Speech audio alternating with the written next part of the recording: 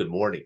So this is a recap of last night's Old School Essentials, Joth, Todd's Joth World. We are in Blackfish Bay. We've been in Blackfish Bay, for the last, I don't know, I want to say 10 sessions or so, maybe not quite that many. Fantastic. So it was a cliffhanger session as we are escorting a well witch to Bricket Bottoms so she can establish a deep pool portal. This allows for basically instant travel among citizens in the world. So it's Arig, my young 17-year-old survivor. My family's been killed by a creature that was evoked after Trotter, Dell's character, and a group of victims had raided the tomb, so to speak, and absconded with treasure. David's playing Lauren, basically a fighter warrior. I think he's level 2 or 3, maybe. I can't remember exactly where his character's at. Bombrick, that is John. He's playing a dwarf, which is fantastic. I think level 2. And Justin back with us as Gus. I want to say level 2 choleric, I think. I'm not certain. Anyway, fantastic. So the last session ended with us camping at a ruin not far from Bricket's Bottom. We had to hold up for the night in transit. My character, in the wee hours of the morning on the final watch, discovers a predator spider attempting to come upon us. And that's how this session 29 started. So we end up in a skirmish with this spider. My character is poisoned. Fortunately, I make the save, which would have been, I'm sure, a save or die, but I made the save. I was wounded, made the save, and my character then was able to shake off the spider, and I ran. 17 years old, I've been stung by this thing, numb and burning and sick, and I flee the combat. And when I flee the ruins in the wee hours of the morning in the dark, I make a turn to the south, headed southwest, which is the way we were coming, down the road into the darkness, while they ultimately deal with this spider. While I'm running for my life, into the darkness, I spot a silhouette on the road coming toward me. I step off the road to hide in the bushes, and I recognize it's this creature, this grudge dwarf that grudge something. We think it's a dwarf that murdered my family, my mother, my father, my siblings, is coming up the road. And so I dip off, hide in the bushes. Meanwhile, a horseman rides past both of us in the darkness and doesn't see us, or at least that's what Arig knows. I wait for this creature to get close enough because, of course, Arig's wants vengeance on this creature. I'm a 17-year-old, hot-headed, egocentric, self-centered young kid who's, who wants vengeance for his family, but also wants his inheritance, and et cetera, et cetera. I step out of the darkness to assault this thing as I realize it's coming directly toward me, so it honed in on me. We end up in a melee. Gus is Justin's character, is riding this horse past us. He doesn't see us, but he hears us. He hears the melee. He rears his horse and ultimately comes back and offers me a hand to escape. Realizing that I'm probably not going to defeat this creature alone in the dark, I hop on the horse, and Gus rides us off toward the ruins. I point out that's where the party was last at. We come together, we discuss our options. I asked the well witch to heal me, so she's able to apply just some basic treatment of my wounds for a hit point, which I'd only lost a couple, so it was adequate. And we decided it was time to head on to Bricket Bottoms. I do let the party know that creature was stalking us. And when the sun came up, the creature dispersed and vanished again. So we know that when the sun lights up, the creature must return to its right. But I did let the party know that this thing was following us even this far. I don't know how we're like a half a day's ride from Blackfish Bay. my family home, which is where this creature clearly resides, in these tombs, entombed with the elven lord, right, to watch over the treasures or something, I guess. Okay. So we decide we're going to head northeast to Brickett's Bottom to deliver the Well Witch. That's our goal. And along the way, we are surrounded by a couple of elves who present themselves for the first time, which none of us have ever seen elves before. So now elves have been introduced to the world, which means we can play PCs that are elves from here on, if we decide to make PCs, if we need to, right, which you will. We're surrounded by a couple of these things with their hunting hounds. And they ultimately approach David's character, who is wearing the stolen armor, buckler, and weapon of the elven lord, Golden Fox, we think. They ask directly about the Golden Fox. They ask about the buckler, and they tell Lauren, we want that. That belongs in our heritage. That belongs to us, the people, the elves. Of course, Lauren is kind of looking at Trotter like, what the hell's going on here? Because Trotter gifted it to him in exchange for services. Be my bodyguard. You can wear this armor. You can use this weapon. You can use this buckler. They made a pact. Meanwhile, Lauren, unbeknownst to him, this was looted, stolen. Okay. Trotter nervously expresses where he found it and that he rightfully found it. It belongs to him. And of course, that's when Arig realizes it's what I thought. You stole that from the tomb. That's on my family property. That's rightfully my armor. It's my shield, my sword. So Arig then gets in an argument with Trotter. And we end up bickering. Dell and I end up, Trotter and I, Arig and Trotter end up bickering about this armor. It's my inheritance. How dare you? Basically, and Trotter's like, shut up, boy, you don't know what's going on. This is a pact between adult men, your father and myself. But Abrick doesn't care about all that, right? That's his inheritance. Meanwhile, Lauren's caught in the middle. And at one point I turn to Lauren and say, listen, you're taking that armor off for us or them, one or the other. Meanwhile, the elves get fed up listening to us bicker. And they step forward, and one of them begins to cast a spell. David nails it. He says, oh, damn, they're going to put us to sleep. You know, we all of us fell our role except for Trotter and the Well Witch. So Trotter's left thinking all of us are dead. All right, we've all collapsed out unconscious.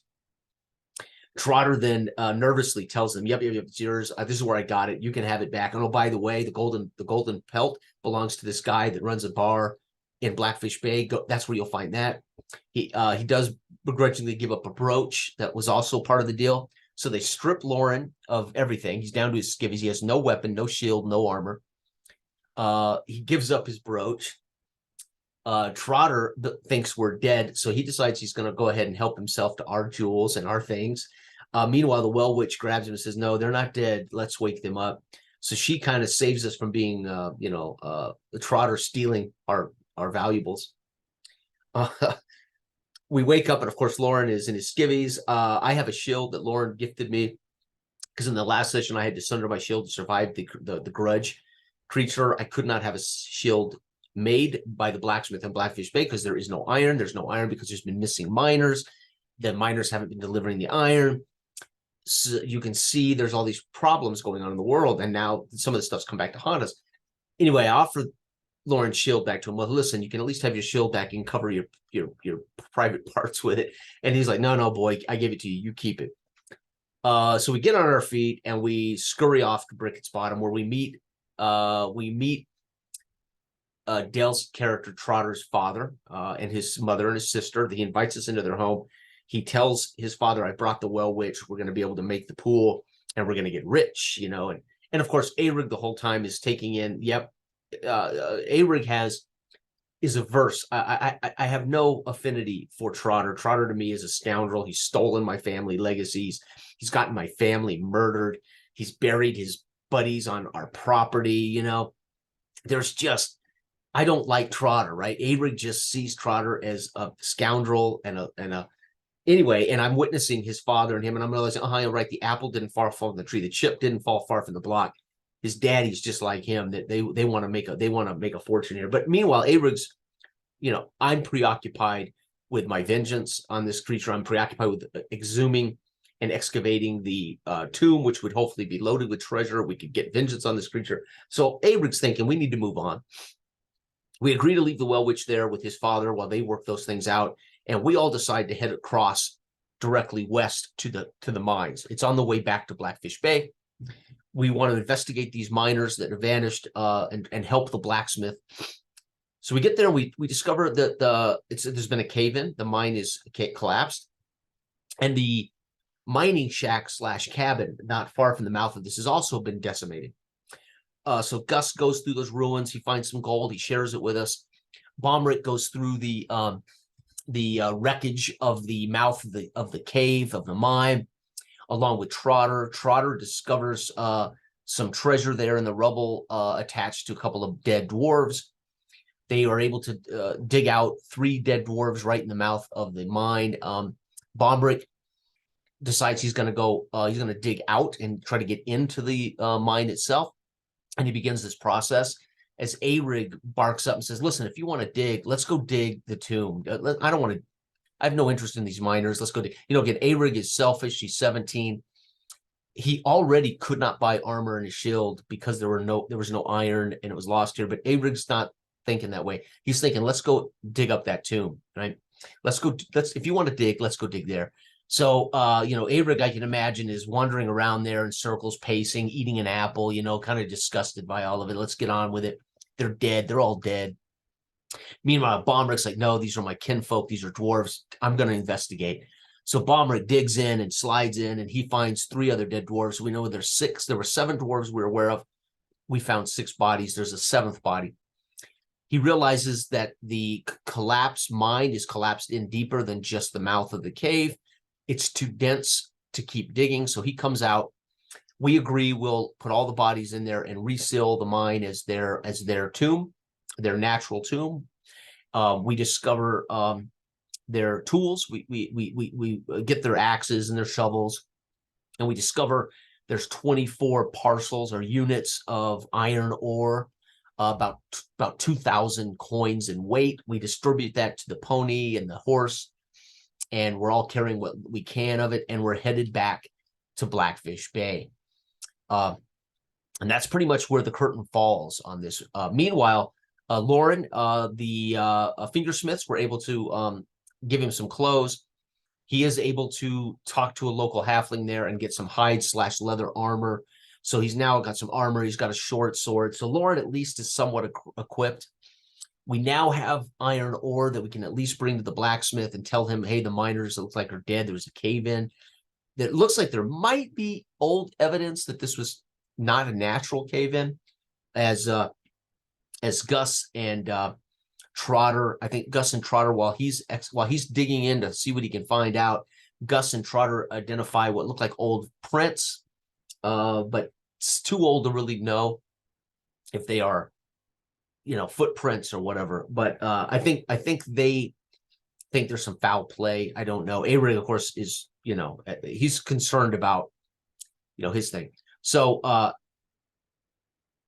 Trotter, of course, had ratted out Ignatius, the owner of Shenanigans, as having the golden fox pelt. He told the elves where that could be found.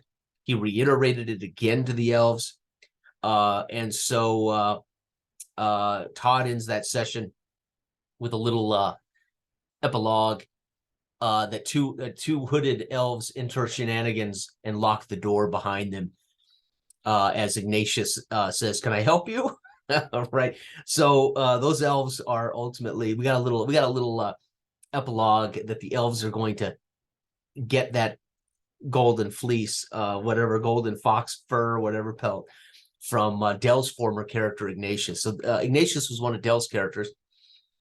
He got back to Blackfish Bay with whatever fortune he had, and he purchased Shenanigans, and he uses the golden fleece to wipe the bar down. Right, that's one of Dell's characters. I'm assuming he's retired character, but he might well be a character Dell could pull back into session. I don't know, but anyway, that's it's great fun. It's brilliant. Old school essentials. This is basic Moldvay, basic expert Moldvay D&D remastered, and it's all I would ever need to play fantasy role-playing games. I mean, I grew up with it. I love it. It is my favorite version of D&D. Will always be my favorite version. OSE is the best possible remaster of those sets. It's brilliant. And this is a great group of guys. We know exactly what we're doing. We're having a wonderful time. I can't say enough about Todd and his world, Joth. His maps are brilliant. You can see those on the 8. All that stuff's Todd's artwork, man. It's brilliant.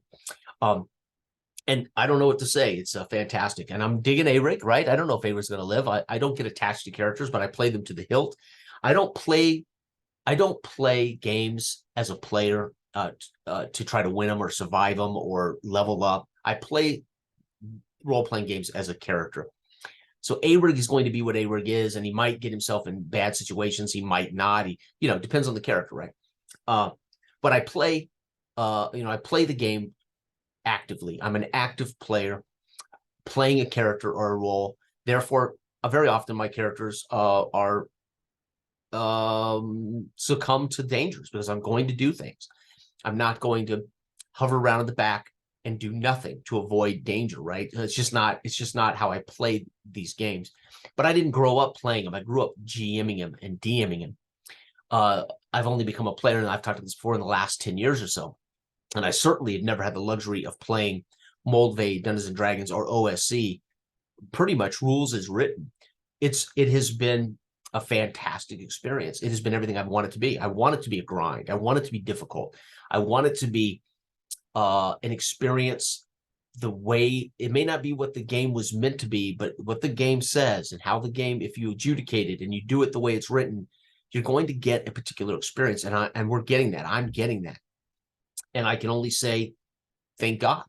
And it is a different experience than Symbaroum. It's a different experience than D&D 5e. Not how the game might be played, but how characters, certainly on how adept your characters are at surviving, how adept your characters are being successful, how much power we have over winning a situation, right? How much not agency. We have agency, but it's a different experience.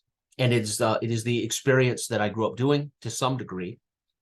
It is an experience that I've provided over the last 20 years as well, via different versions of this in OSRs, White Box and Sword and Wizardry, Basic Fantasy, OSE. I have not actually run.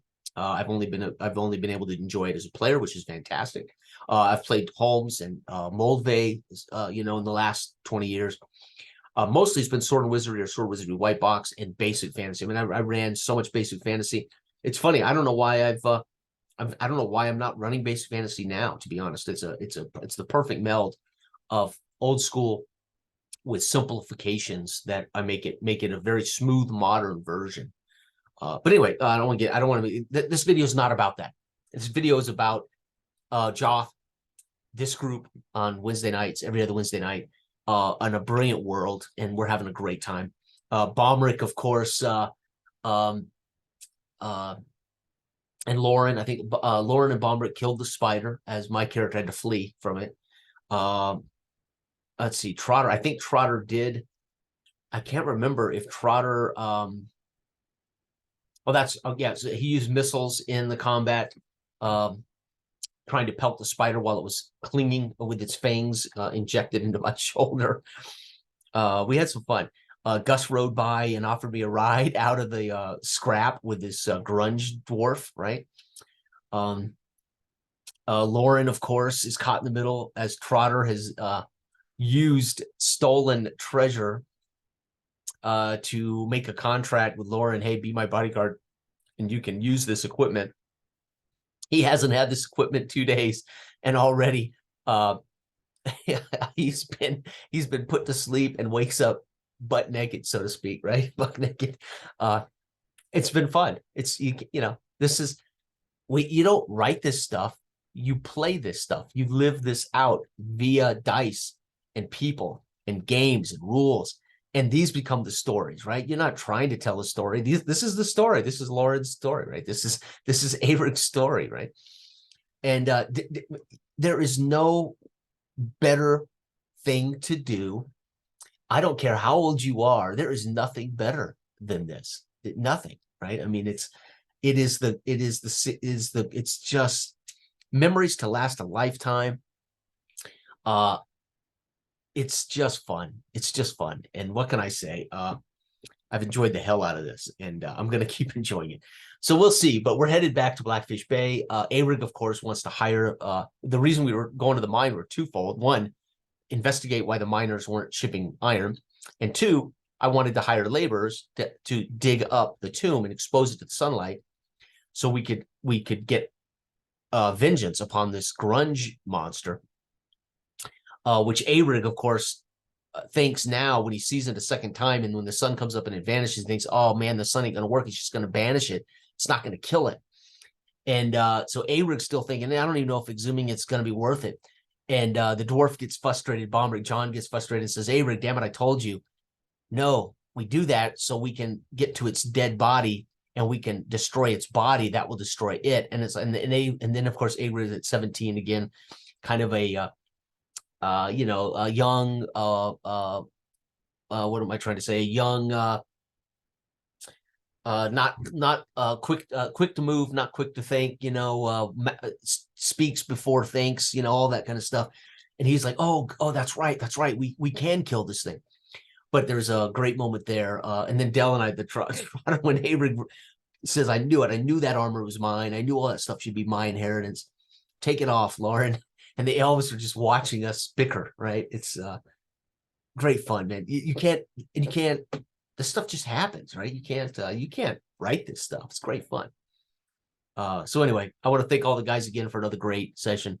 If you don't play Old School Essentials and you loved Moldvay Basic Expert, if you don't have Moldvay Basic Expert and you're not playing the originals, dude, I'm telling you, OSE is worth it. It's worth every penny. It's amazing.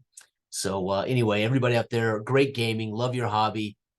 Get the most out of this, man, while you can. Bye.